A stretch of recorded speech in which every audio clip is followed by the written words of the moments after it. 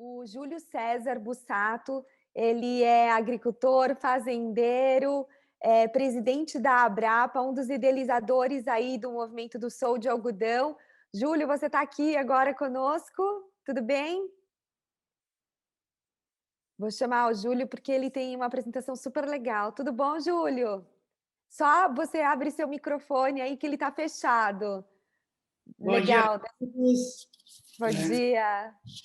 Ô, Bom, primeiramente, eu vou me apresentar aqui, né? Eu sou engenheiro agrônomo, sou agricultor, produtor de algodão, e hoje eu sou presidente da Associação Brasileira dos Produtores de Algodão. Eu quero agradecer ao André e a você, Thaís, pelo convite de poder participar aqui desse evento, tá? E eu vou começar com uma breve historinha do algodão no Brasil, né, porque talvez as pessoas não conheçam bem isso. Nós tivemos no Brasil 3 oportunidades para o algodão brasileiro. Primeira oportunidade em 1760, no estado do Maranhão. O Brasil começa a produzir algodão e aí o governador do Maranhão impôs altas taxas de impostos e acabou com a cultura. Nós fomos muito infelizes porque era justamente o momento da revolução industrial que estava acontecendo lá na Inglaterra, e nós perdemos essa oportunidade. Aí nós tivemos outra grande oportunidade, que foi na década de 80, 90, os estados de São Paulo, Paraná e principalmente o Nordeste brasileiro cultivavam 4,2 milhões de hectares de algodão. Para vocês entenderem o que é isso, hoje nós plantamos 1,4 milhões de hectares nessa safra. E aí veio uma praga chamada bicudo do algodoeiro, que é um insetozinho que tem menos de 3 milímetros, mas uma capacidade destrutiva enorme. E dizimou a cultura do algodão no Brasil, né? Então, hoje, grande parte das pessoas que vivem na periferia das grandes cidades, principalmente do Nordeste, são filhos ou netos desses agricultores que perderam a batalha pelo bicudo do algodoeiro, né?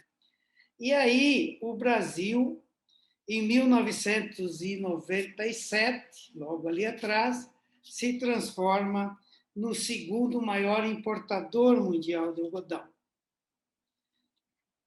Estão me ouvindo aí, Thaís? Tô com você, Júlio, tá ótimo. Ouvindo Estava até dando aqui, aula. tudo bem, desculpa. Não, tô te escutando, eu fechei aqui a O câmera. Brasil se transforma no segundo maior importador mundial de algodão. E aí, lá pela década de 90, 97, mais precisamente, de novo, teve o início da terceira oportunidade, que é o novo modelo do algodão brasileiro. Alguns produtores iniciaram isso lá no Mato Grosso, né?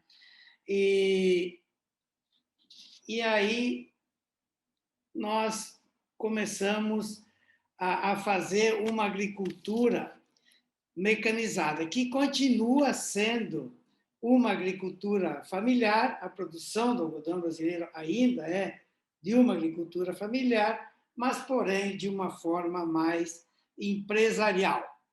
E na safra passada, o Brasil produziu 3 milhões de toneladas de algodão. Nós nos tornamos o quarto maior produtor mundial de algodão, e como a indústria têxtil brasileira consome em torno de 700 mil toneladas por ano, nós nos tornamos o segundo maior exportador mundial de algodão. E queremos crescer ainda mais. Nos últimos 4 anos, os produtores brasileiros dobraram a produção brasileira de algodão. E nós podemos repetir isso. Por quê? Porque hoje o Brasil, a agricultura brasileira, utiliza somente 8% do seu território para produzir tudo o que é de grãos e fibras, né? E o Brasil cultiva 38 milhões de hectares de algodão e somente esse ano nós vamos plantar 1,4 milhões de hectares de algodão. Mas como isso foi possível, afinal? Eu acho que tudo se resume em uma só palavra, e a palavra é união. União dos agricultores, através de suas associações estaduais, todas coordenadas pela Abrapa. E aí, nós nos unimos com a Embrapa, com as universidades públicas, universidades privadas, com os fornecedores de insumos, agrônomos, enfim, criamos uma tecnologia que hoje simplesmente nos dá a maior produtividade de algodão não irrigado do mundo, né? E nós conseguimos produzir no Brasil o dobro de pluma por hectare que o nosso colega agricultor norte-americano consegue produzir. E 65% do algodão produzido no Brasil é de segunda safra. O que é isso? O produtor planta uma área de soja, colhe a soja e imediatamente depois planta o algodão e colhe o algodão. E então isso é uma forma de utilização do solo com uma sustentabilidade muito grande, já que além de utilizar o mesmo solo 2 vezes no mesmo ano para produzir sem irrigação, ainda incorpora matéria orgânica no solo, e isso que vem nos dando esse aumento de produtividade. E somente 8% do algodão brasileiro é irrigado.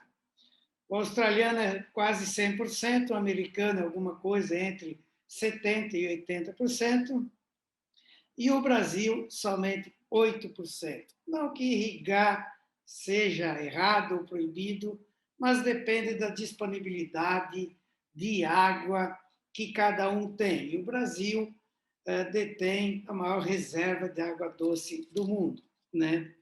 Nós competimos com algodões fortemente subsidiados no mundo, mas os nossos pilares de sustentação, vamos dizer assim, é a nossa produtividade e a escala de produção. E é isso que tem nos mantidos vivos, principalmente nos anos de crise, né?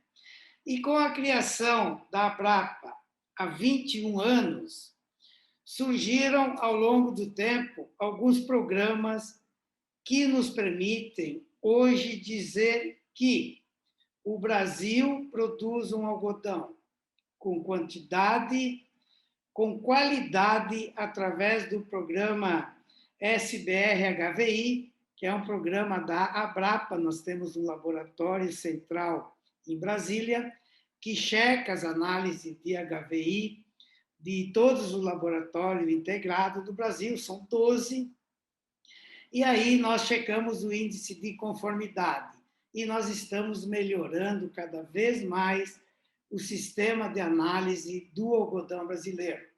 Quando nós iniciamos, o índice de conformidade dos laboratórios era de 92%, e hoje já é 96%, com alguns laboratórios atingindo até 99%.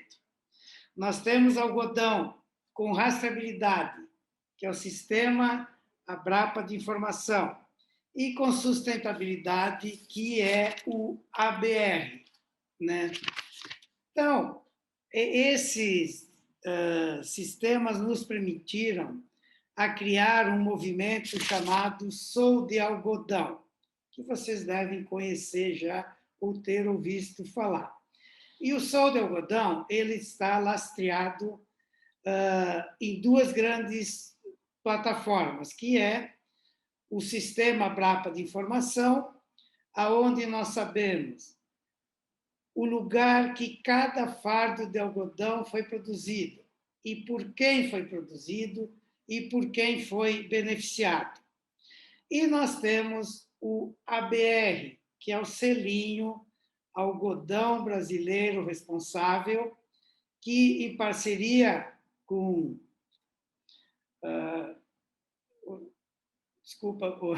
o BCI, né, o Better Cotton Initiative, nós temos hoje 80% do algodão brasileiro com esse selinho.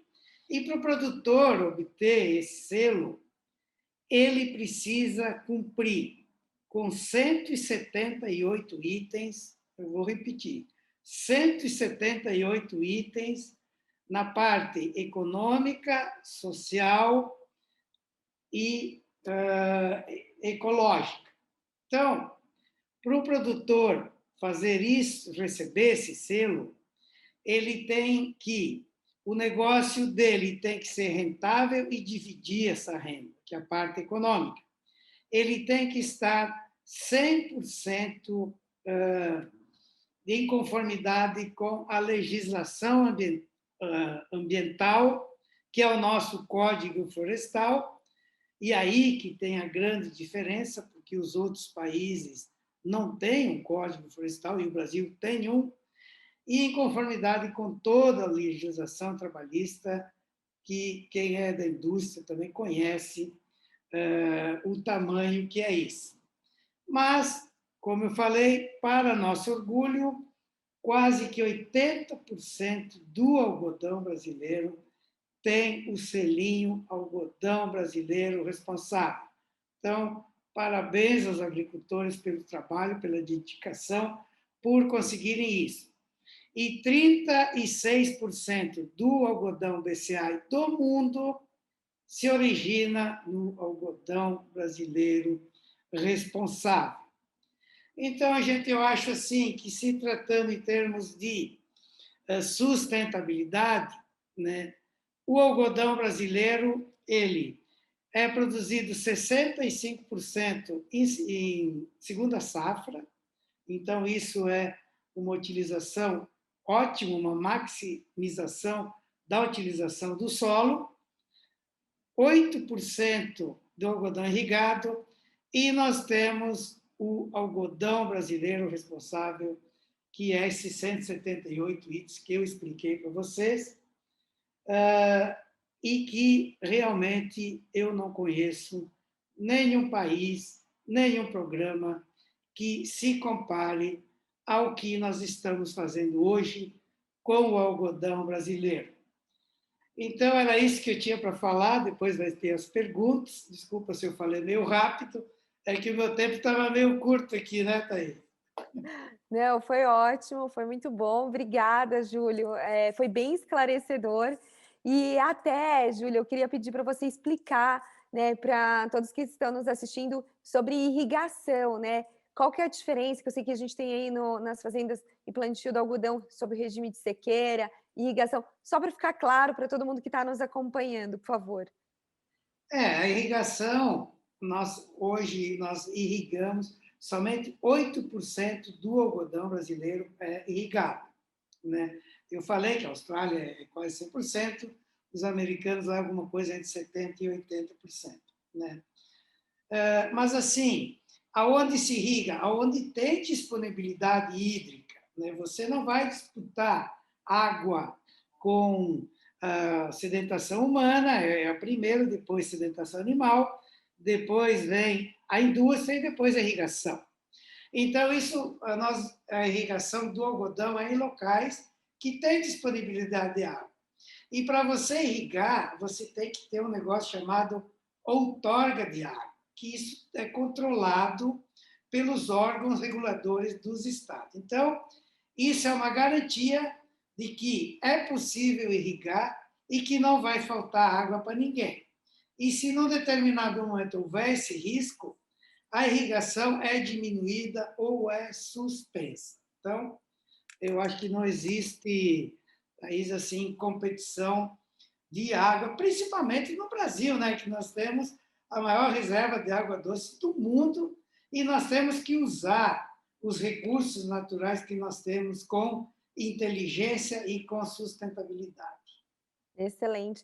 Júlio, para fechar, qual que é o maior desafio hoje do plantio e o cultivo do algodão no solo brasileiro? Olha, eu acho que o maior desafio somos nós mesmos produtores, né? Porque realmente esse controle de praga, principalmente do bicudo, que é o arqui-inimigo do algodão, ele só é possível com união, com organização dos produtores, né? E se nós não conseguirmos fazer isso, Thaís, o Brasil vai ter uma quarta oportunidade, nós não queremos que isso aconteça, né? Queremos ficar na terceira. Agora, eu também acredito que pela forma como as associações estaduais estão conduzindo esses programas sanitários e a coordenação do projeto da Brapa, nós vamos vencer isso. Inclusive, nós temos um projeto em parceria hoje com a Embrapa, nós investimos 30 milhões de reais já, a Brapa investiu, em pesquisa para encontrar variedades de algodão que sejam resistentes ao bicudo do algodoeiro. Olha que legal, que legal. Júlio, surgiu uma pergunta aqui no chat da Larissa Wachous. Desculpa se eu falei errado, Larissa. Ela pergunta se o algodão brasileiro ele tem alguma regulamentação quanto ao uso de agrotóxicos. Sim, olha, a gente chama de defensivos agrícolas, tudo bem, cada um chama como quer. Para vocês terem uma ideia, para aprovar um defensivo agrícola no Brasil, tem todo um processo que envolve o IBAMA, a Anvisa e o Ministério da Agricultura. Isso demora de 8 a 10 anos. Né?